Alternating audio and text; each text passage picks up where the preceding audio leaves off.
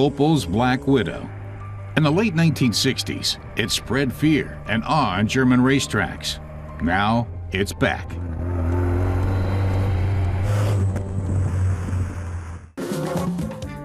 It was a resurrected Opel Rekord in racing gear, black, broad, and brawny.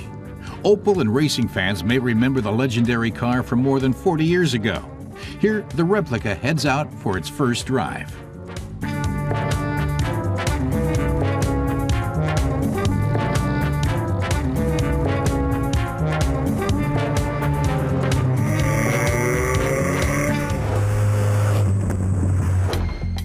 The Rekord C was the epitome of middle-class life, white bread on wheels, and suddenly the ordinary family car was leaving Porsches in the dust.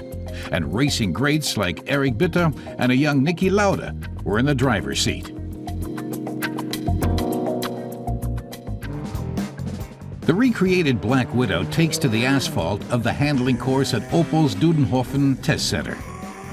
The modified engine has to be run in before it'll show what it can do.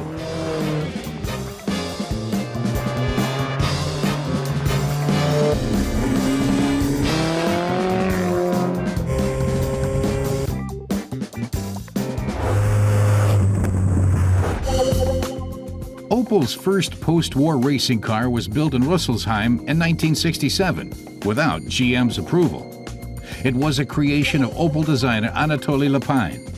After a few successes on the track, the Black Widow mysteriously vanished.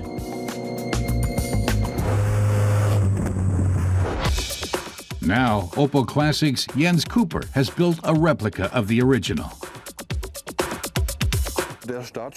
He says the first step was getting photos from Anatoly Lapine himself.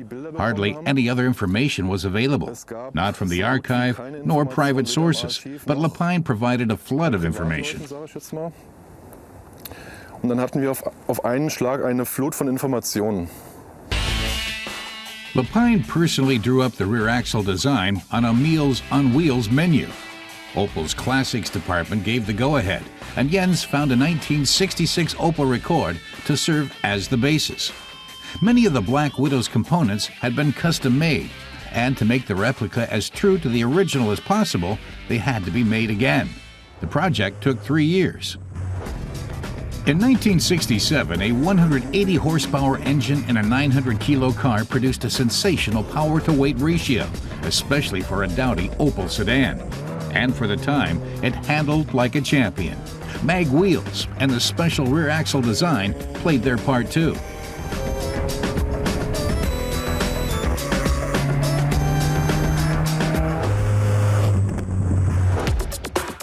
A counter-flow head was put on the Opel four-cylinder engine to increase performance. Jens Cooper explains that it had specially cast manifolds and dual Weber two-barrel carburetors and a special camshaft to give it more oomph. With the special intake manifold, it had double the performance of a normal Rekord. It would be hard to tell the replica from the original if the original Black Widow could be found.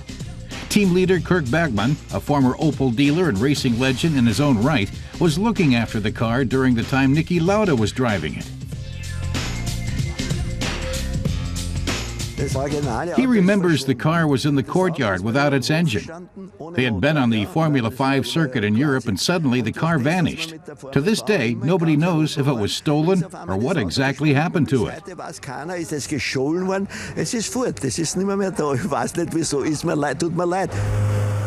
The Black Widow's mysterious disappearance makes its resurrection all the more dramatic. Now its fans are hoping the replica will be making the rounds at classic car shows and giving its contemporaries a run for their money, just like the original once did.